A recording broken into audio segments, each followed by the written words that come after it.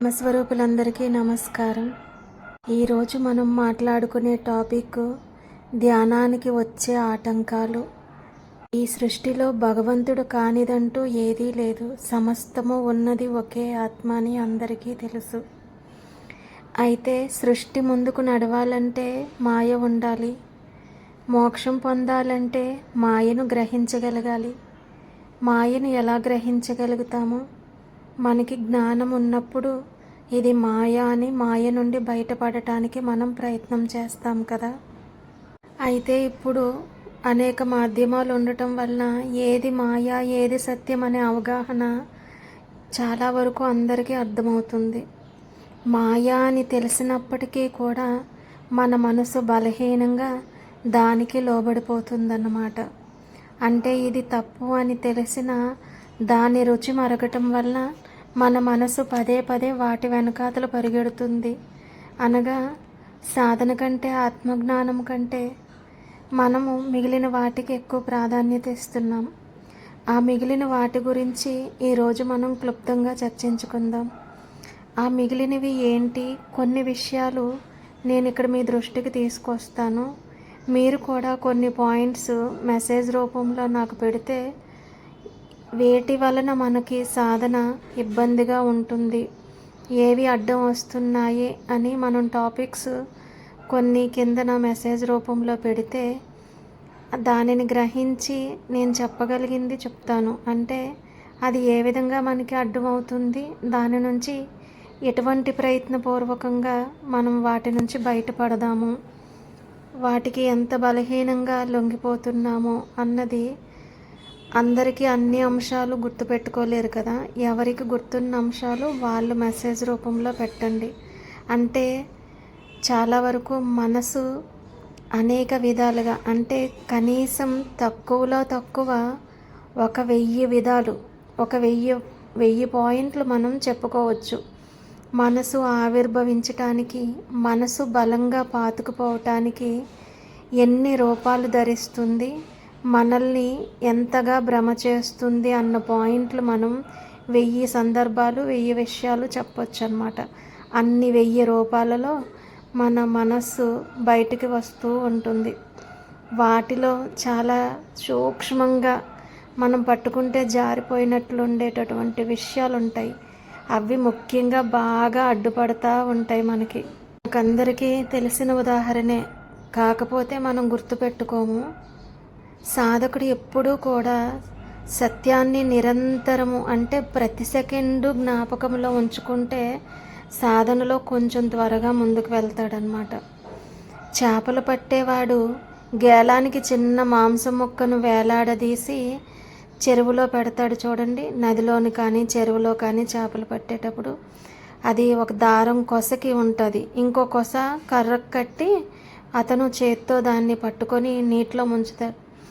ఆ మాంసం ముక్కను చూసి ఆశపడినటువంటి చేప వచ్చే మాంసం ముక్కను కొరకగానే ఆ మాంసం ముక్కలో ఉన్న సూది ముక్క దాని కంఠానికి గుచ్చుకొని అది విలవిల్లాడుతుందన్నమాట. అప్పుడు గేలం బరువవగానే చేపలు పట్టే జాలరి వెంటనే ఆ చేపను ఒడ్డుకు పడేస్తాడు. అలా అన్ని చేపలు కూడా పడిపోతాయి. అవి చదువుకోలేదు, వాటికి అజ్ఞానం కాబట్టి అలా పడుతుంది. కానీ ఆ జీవాల కంటే 1000 రెట్లు తెలివైనటువంటి మనిషి ఎంత తెలివితేటలుండి కూడా అలాగే పడిపోతున్నాడు. దేంట్లోని? మాయ యొక్క ప్రభావానికి. అయితే మనం ఎరుకతోటి, మనోనిగ్రహంతో దాన్ని గ్రహించాలి. గ్రహించి దాని నుంచి బయటపడటానికి ప్రయత్నం చేయాలి. అలా మనకి అడ్డుపడుతున్న వాటిల్లో ముఖ్యంగా ఉన్నది, ఇప్పుడు అందరికీ ఎక్కువగా అడుగుతున్నది ఏంటంటే ఫోన్కి చాలా ఎక్కువ అడిక్ట్ అయిపోతున్నాము అని. తర్వాత షాపింగ్ అవసరం లేకపోయినా కూడా షాపింగ్కి వెళ్ళి షాపింగ్ చేయటం, అవసరానికి మించి కళ్ళతోటి ఆకర్షింపబడి వస్తు సామాగ్రిని పోగేసుకోవటం, ఆ వస్తువులకి జీవితాంతం సేవ చేస్తూ సమయాన్నంతటినీ వెచ్చిస్తూ ఉండటం అన్నమాట.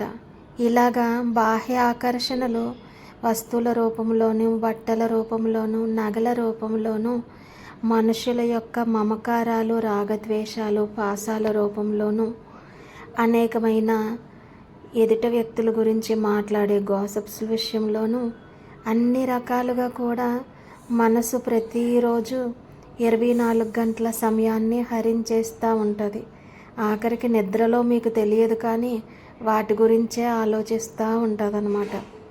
అయితే ఇన్ని రకాలుగా ఉన్న మనసుని ఏ విధంగా కంట్రోల్లోకి తెచ్చుకోవాలి, వాటి పట్ల ఎరుకతోటి ఎలా ఉండాలి అనేది మనం ఆలోచించాలి. అంటే ఆ చేప యొక్క స్థితికి మనం పడిపోకుండా మనల్ని మనం కాపాడుకోవాలి అని అంటే మనకి కోరిక కలిగిన మొదటి నిమిషమే మనం ఎరుకతో వ్యవహరించాలి. ఉదాహరణకి ఉదయం లేస్తూనే మీకు ఫోన్ చూసే అలవాటున్నా, ఫోను చూడాలనిపించిన దానికి ఒక నిర్దేశమైన సమయాన్ని పెట్టుకోవాలి మనము. అంటే అవసరమే. ఫోను ఎటువంటి సందర్భంలో కనిపెట్టబడింది, దేనికోసం కనిపెట్టబడింది? విజ్ఞానాన్ని పెంచుకోవడానికైనా, అజ్ఞానాన్ని పెంచుకొని దానికి బలహీనంగా అయిపోవటానికైనా సరే మనమే కారణమవుతున్నాం కదా అన్న స్పృహ ప్రతి నిమిషం ఉండి దాన్ని మనం కంట్రోల్లో పెట్టుకోవాలి. దాని కంట్రోల్లోకి మనం వెళ్ళిపోకూడదు అని అనుకున్నప్పుడు ఏం చెయ్యాలి అని అంటే దానికి కేవలం ఒక్క సమయమే పెట్టాలి. ఏదైతే విపరీతంగా మనల్ని ఆకర్షిస్తుందో దానివల్ల మనకి ఎక్కువగా నష్టం ఉంది, కానీ దానికి మనం ఆల్రెడీ ఎడిట్ అయిపోయాము అని అనిపించే దాన్ని ఎలా కంట్రోల్ చేయాలంటే భగవంతుడిని దృష్టిలో పెట్టుకొని ఒక నియమం పెట్టుకొని దానిని సాయంత్రం వరకు ముట్టుకోను ఫోనును. అంటే కేవలం మీకు ఫోన్ కాల్ వచ్చినప్పుడు అందులోని మీ సహాయాన్ని ఆర్జించే వాళ్ళు, అంటే మీ మీద ఆధారపడిన కొంతమంది ఉంటారు, వాళ్ళు కాల్ చేస్తే మాత్రమే ఎత్తాలి. మిగిలిన బంధాలు ఏవి కూడా మీకు మోక్షానికి దగ్గర చెయ్యవు. కాబట్టి ఎవరో ఏదో అనుకుంటారని, ఆ బంధం తెగిపోతుందని ఒక భయంతోటి అనేక రకాల ఫోన్ కాల్స్ని అటెంప్ట్ చేసి మీకు తెలియకుండానే మొగమాటంతోనూ భయంతోనూ సగం సమయం ఫోన్ కాల్స్లోకి వెళ్ళిపోతుంది. అలే కాకుండా పూర్తిగా మీ మీద ఆధారపడిన మనుషులు ఎవరైనా ఉండి మీ జీవితంలో వాళ్ళకి మీ సహాయం అవసరము అనిపించేటటువంటి ఫోన్ కాల్స్ని మాత్రమే అటెంప్ట్ చేయటానికి ఉదయం నుండి సాయంత్రం వరకు ఫోనును ఉపయోగించాలి. ఇకపోతే ప్రతిరోజు ఫోన్ చూసి ఎంటర్టైన్మెంట్ పొందే అలవాటు ఉన్నప్పుడు దానిని సాయంత్రం వరకు పోస్ట్ పోన్ చేయటం వల్ల, ఎక్కువసార్లు ఫోన్ ఓపెన్ చేసి చూడకపోవటం వల్ల చాలా విషయాలు నెగ్లెక్ట్ చేయటం జరుగుతుంది. ఒకేసారి ఉన్న పలంగా అలవాటును వదులుకోలేరు కాబట్టి సాయంత్రం మాత్రం ఒక అరగంట సమయం పెట్టుకొని అప్పుడు మాత్రం కాస్త ఎంటర్టైన్మెంట్ కోసం, భౌతికమైన ఆనందం కోసం కాస్త సమయాన్ని వెచ్చించండి. ఆ విధంగా ఫోన్కి ఎడిక్ట్ అయిన వాళ్ళు ఈ రకంగా నియమాన్ని పెట్టుకొని మనం దాని నుంచి కొంచెం బయటపడగలం. ఫోన్ వాడేటప్పుడు షార్ట్ వీడియోస్ స్క్రోలింగ్లో వస్తున్నప్పుడు మొదటి సెకండే మీరు ఎరుక తెచ్చుకోండి. ఎందుకంటే ఒక్కటి అవసరం లేని దాన్ని మీరు ఓపెన్ చేసి చూస్తుంటే పదే పదే మనసు వాటి వెనకాతల వెళ్ళిపోతూనే ఉంటుంది. అందుకే మొదటి నిమిషమే ఎరుక తెచ్చుకొని మీరు విచారణ చేసుకుంటే దానినే ఆత్మవిచారణ మార్గం అంటారు. అంటే ఇది నాకు అవసరమా, దీనిలోకి నేను వెళ్ళిపోతే మళ్ళీ ఎక్కువసేపు అయిపోతుంది, వెనుకకు రాలేను అనే ఎరుకను మీరు పదే కల్పించుకోవాలి. మొదట్లో అది ప్రయత్నపూర్వకంగా ఉండాలి. పోను అది మీకు జ్ఞప్తికొస్తూ ఉంటుంది. అప్పుడు మీరు దాని నుంచి బయటకు పడగలుగుతారు. ఇకపోతే బంధువుల గురించి, స్నేహితుల గురించి గతంలోనే నేను కొన్ని వీడియోలు చేశాను మీకు. ఏ బంధం అయితే మిమ్మల్ని మోక్షం వైపు, సత్యం వైపు నడిపిస్తుందో అది మాత్రమే మీకు అవసరము. మిగిలినవన్నీ దూరమైనా సరే ఎటువంటి నష్టము ఉండదు. నిజంగా ఒక గంధపు చెట్ల యొక్క సువాసన ఎన్ని వేల కిలోమీటర్ల దూరం వెళ్తుంది. మీరు కనుక అవసరం లేని మనుషులందరినీ దూరం పెట్టి ఆత్మజ్ఞానం పొందిన తరువాత మీ నుండి వచ్చేటటువంటి జ్ఞాన సువాసన అనేక వేల మంది మనుషులకు ఉపయోగపడుతుంది. మీరు ఏమీ చేయకుండా ఊరకుండా ఉన్నా కూడా మీ నుంచి వస్తున్నటువంటి దివ్యశక్తి యొక్క పరిమళం వారిని ఆకర్షిస్తూ ఉంటుంది. అప్పుడు కూడా మీరు వాళ్ళని ఎంటర్టైన్ చేయకుండా భౌతిక విషయాలకి కాకుండా ఆధ్యాత్మిక విషయాలకు మాత్రమే ఉండాలి. ఆ రకంగా మీరు కిందకి దిగిపోకుండా వాళ్ళని ముందుకు తీసుకువెళ్ళే విధంగా ఉండాలన్నమాట. అంత సామర్థ్యం వచ్చే వరకు సమాజానికి దూరంగా ఉండటం అవసరం. ఏ మహాత్ముని జీవిత చరిత్ర తీసుకున్నా కూడా ప్రతి మహాత్ముడు కూడా అజ్ఞాతంగా కొంతకాలం అలా ఉన్న వాళ్ళే. ఇప్పుడు సాంసారిక జీవితంలో ఉండి అలాంటి అజ్ఞాతవాసం చేయలేము కాబట్టి మన యొక్క క్రమశిక్షణతో మనకు మనమే అజ్ఞాతవాసాన్ని సృష్టించుకోవాలి. ఏమైనా సరే నో అని చాలా గట్టిగా మనం చెప్పగలగాలి. మన ఇంట్లో చిన్నపిల్లాడు ప్రతిరోజు గంటకొకసారి ఏదో ఒకటి అడుగుతూనే ఉంటాడు. మనము లాలిస్తూ బుజ్జగిస్తూ తర్వాత కొంటాను అని వాడికి పోస్ట్పోన్ చేస్తానే ఉంటాం. ఎందుకంటే వాడు చాక్లెట్ అడుగుతాడు, చాక్లెట్ తర్వాత ఐస్ క్రీమ్ అడుగుతాడు, ఐస్ క్రీమ్ తర్వాత బిస్కెట్ అడుగుతాడు. ఇన్ని రకాల అయినటువంటి స్నాక్స్ మనం ఇప్పుడు పిల్లలకి పెట్టడం వల్లే కదా వాళ్ళకి సరైన ఆహారం తినకుండా ఆకలి వేయకుండా వాళ్ళ ఆకలి మందగిస్తుంది. అది మనకి మంచిది కాదని తెలిసినప్పుడు వాడిని డైవర్ట్ చేస్తూ మనం ఎలా బుజ్జగిస్తామో మన మనసు అలాగ కోరికలు కోరుతున్నప్పుడు కాసేపు కబుర్లు ఆడుకుందాం, కాసేపు ఫోన్ చూద్దాం, కాసేపు అవసరం లేని వీడియోలన్నీ చూద్దాం. ఇలా రాత్రి వరకు సమయాన్ని వృధా చేసేలాగా మన మనస్సు అనేక అలవాట్లలో మనల్ని ముంచేస్తూ ఉంటుంది.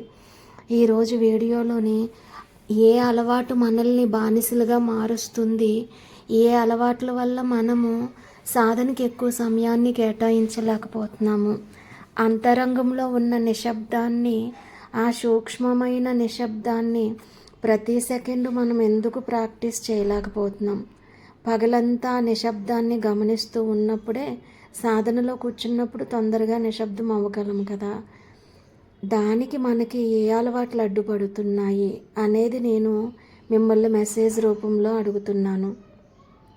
ఎన్ని రూపాలుగా ఎన్ని అలవాట్లు మనిషికి ఉన్నాయి, అవి ఏ విధంగా మనకి ఆటంకపరుస్తున్నాయి, వాటి నుంచి ఎలా బయటపడాలి అనేది మనము ఒక్కొక్కటి మనం చర్చించుకుందాం.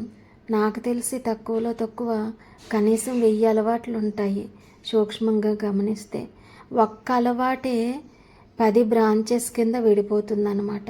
సూక్ష్మంగా గమనిస్తే కానీ మన ఒక్క అలవాటు ఎన్ని 100 వ్యసనాలకి దారి తీస్తుందో అని మనం గ్రహించేసరికి ముసలివాళ్ళం అయిపోతాం.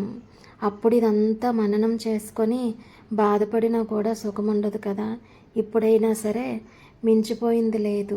మనం ఏ అలవాట్లలో చిక్కుకుంటున్నామో నాకు మెసేజ్ పెట్టండి. మ్యాక్సిమము నేను చెప్పగలిగినంత వరకు చెప్తాను. తెలియకపోతే మనకి భగవంతుడు ఉన్నాడు కదా, మనము ప్రార్థన చేసి స్వామి రాత్రి నిద్రపోయే ముందు, స్వామి ఇది చాలా జటిలంగా ఉంది నా మనసుకు, దీనిని వదిలించుకోవటానికి విశ్వప్రయత్నం చేస్తున్నాను కానీ నాకు ఎటువంటి దారి దొరకటం లేదు అని మీరు గట్టిగా అడిగితే దాని నుంచి ఎలా బయటపడాలి అని చెప్పి అంచక్క మనల్ని అమ్మ చేయి పట్టుకొని నడిపిస్తుంది చూడండి. అలా భగవంతుడు మనకి ఏదో ఒక రూపంలో సహాయం చేసి మనం దాని నుండి బయటపడేలా చేస్తుంది. దానికి ముందు మనం చేయవలసింది ఏంటి? మనం ఏ అలవాటులో చిక్కుకున్నామో సిగ్గుపడకుండా మొగమాట పడకుండా ఒప్పుకోవాలి. ఒప్పుకొని దాని నుంచి బయటపడటానికి ప్రయత్నం చేయాలి. ఆ ప్రయత్నం మన వల్ల కాకపోయినా, నాలా చెప్పే వాళ్ళ వల్ల కాకపోయినా అప్పుడు మనం భగవంతుడి సహాయాన్ని అర్థించాలి. అస్తమాను నేను ప్రార్థన గురించి ఎందుకంత గట్టిగా చెప్తానో తెలుసా? ఒకప్పుడు నేను భగవంతుడి దగ్గర నిశ్శబ్దంలో శూన్యంలో కూర్చొని కళ్ళనీరు పెట్టుకొని భగవంతుడిని నేను ప్రార్థన చేసినప్పుడు భగవంతుడు నాకు ఏ విధంగా సహాయం చేశాడో అన్నదానికి నేనే ఉదాహరణ. ఈరోజు నాకు లోపల నుంచి అనిపించింది మీకు చెప్తున్నాను కదా, అది మీకు ఉపయోగపడుతుంది అని మీరు ఆల్రెడీ మెసేజ్లు పెడుతున్నారు కదా. అంటే భగవంతుడు ఆ రోజు నా ప్రార్థనకి స్పందించాడు కదా. ప్రేమకు దాసోహం కాని వాడు ఎవరుంటారు చెప్పండి. బండరాయిల్ని సైతం కరిగిస్తుంది కదా ప్రేమ. మనము ఎవరికైనా ₹1 దానం చేసినప్పుడు అది 3 రెట్లే మనకి తిరిగి వస్తుంది. మనం వస్త్రదానం చేసినా, అన్నదానం చేసినా, డబ్బులు దానం చేసినా కూడా సేవ చేసినప్పుడు మనకి అనేక రూపాలలో మనం కూడా సేవని తిరిగి పొందుతాము. ఆపద కాలంలో మనకి దరిద్ర బాధ లేకుండా ఉంటుంది. ధన సహాయం చేయటం వల్ల దరిద్ర బాధ తప్పుతుంది. సేవ చేయటం వల్ల మనకి సేవ లభిస్తుంది. ఇలాగ అన్ని రకాలుగా మనం ఏది చేస్తే అదే తిరిగి పొందుతాము. నువ్వు ఎదుటివాడికి ఇచ్చేదంతా అది నీకే వస్తుంది. ఈ సత్యం అందరికీ తెలుసు కదా. మనం ఎదుటి వాళ్ళకి ఇచ్చేది మనకు మనమే ఇచ్చుకుంటున్నాం సుమా. ఈ రకంగా ఎన్ని రకాల సేవలు, ఎన్ని రకాల దానాలు ఉన్నాయి కదా. మనం డబ్బు సహాయం చేస్తే అది 3 రెట్లై వస్తుంది. సేవ చేస్తే అది మనం తిరిగి పొందుతాము. అలా కాకుండా భగవంతుడి స్మరణ చేస్తే, నిత్యము భగవంతుడి యొక్క నామాన్ని స్మరిస్తే భగవంతుడు వచ్చి మన దగ్గరే కూర్చుంటాడు. అంటే మన యొక్క భక్తికి, మనము చూపించే ప్రేమకి దాసోహం అయిపోతాడనమాట. తానే స్వయంగా వస్తాడు. అంత శక్తి ప్రార్థనకు ఉంది. చాలామంది అజ్ఞానంతో పూజల గురించి, ప్రార్థన గురించి మనుషులను కాస్త కన్ఫ్యూజ్కి గురి చేస్తున్నారు. కానీ పూజ, ప్రార్థన ఎంత శక్తివంతంగా ఫలిస్తాయంటే అర్థం తెలుసుకొని అర్థవంతంగా చేసినప్పుడు దానికి మించిన వైభోగం ఇంకొకటి లేదు. భగవంతుడికి రూపము కాదు, నిరాకారము కాదు. అంటే ఏ జ్ఞాన స్థితిలో ఉండి, అంటే మనిషి ఏ రూపంలో ఉండి పిలుస్తాడో ఆ రూపానికి తనని తగ్గించుకొని వచ్చి ప్రత్యక్షమవుతాడనమాట. అంటే మనం పూజ రూపంలో పిలిచినా వస్తాడు, ధ్యానం రూపంలో పిలిచినా వస్తాడు. మన యొక్క జ్ఞానాన్ని కానీ అజ్ఞానాన్ని కానీ భగవంతుడు ప్రశ్నించడు. ఆయన నిర్గుణుడు కదా. ఎటువంటి గుణము లేనప్పుడు మనలో తప్పొప్పులు ఎందుకు వస్తాయి అతని దృష్టికి? ఇది చేస్తే ఇలా జరుగుతుందేమో, అది చేస్తే అలా జరుగుతుందేమో అని ఈ సంకోచాలన్నీ కూడా మానవ మెదడు నుండి వచ్చాయి. అంటే మనసు నుండి ఉద్భవించాయి. పైకి ఉద్భవించిన మనస్సునే భగవంతుడిగా చిత్రించుకొని ఇది చెయ్యకపోతే మనకి అనర్థము, ఇది మొక్కుకున్నాం కదా ఇది తీర్చకపోతే అనర్థం, రకరకాలుగా మనిషి యొక్క మనసు భ్రమకు లోను చేస్తుంది. నిజమైన వేదాంతము, నిజమైన శాస్త్రజ్ఞానము మరుగున పడి రకరకాల విషయాలు వాటి స్థానంలోకి వచ్చాయి. ఒక విషయం నుండి, ఒక మనిషి నుండి ఇంకొక మనిషిని దాటి సమాచారం బయటకు వస్తున్నప్పుడు అది అనేక రకాలుగా మార్పులకు లోనయ్యి అసలు సత్యం మరుగున పడిపోతుంది. ఈ జ్ఞానమంతా మీరు నిశ్శబ్దమైనప్పుడు మీ లోపల నుండి కూడా వస్తుంది. ఈ రోజుకి ఈ వీడియోలో ఫోన్ గురించి మాట్లాడుకున్నాం. మరొక వీడియోలో ఇంకొక అలవాటు, అంటే మనసు ఏ అలవాటు వలన సాధనకి దూరం అయిపోతుంది, మీరు పెట్టే మెసేజ్లను బట్టి మనము వాటి గురించి మాట్లాడుకుందాము. అందరికీ నమస్కారం. అరుణాచల శివ, అరుణాచల శివ, అరుణాచల.